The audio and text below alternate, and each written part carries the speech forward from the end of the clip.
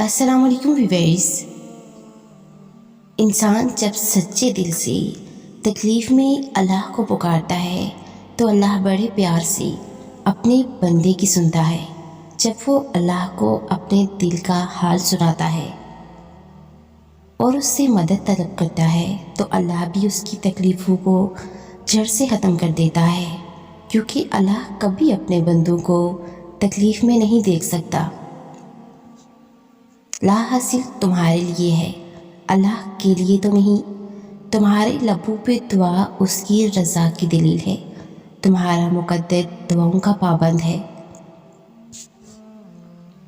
لیکن دعائیں مقدر کی تو نہیں، ذرا سی دیر کی وجہ سے مانگنا مت چھوڑنا، کیونکہ صدائیں کبھی رائے گا نہیں جاتی۔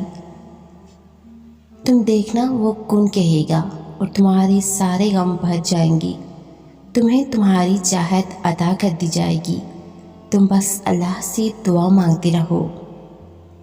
جو اللہ نے تمہارے لیے لکھ رکھا ہے وہ ہر حال میں تمہیں مل کر رہے گا، پھر وہ بھلے اس راستے میں ہی کیوں نہ کھو جائے، مگر منزل پر پہنچ کر وہی تمہارا مقدر ہوگا۔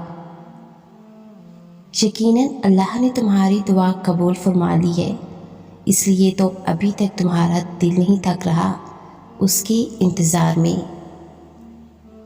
یہ آزمائش بس کچھ وقت ہی کی ہے، پھر وہی ہوگا جو تمہاری دعاؤں میں ہے۔ جب کوئی پریشانی ہو اور تمہاری مدد کرنے والا بھی کوئی نہ ہو تو اللہ سے مانگو، وہ بادشاہوں کا بادشاہ ہے، قدرت اور اختیار صرف اسی کے پاس ہے۔ نعمتوں میں سب سے بڑی نعمت ذہنی سکون ہے۔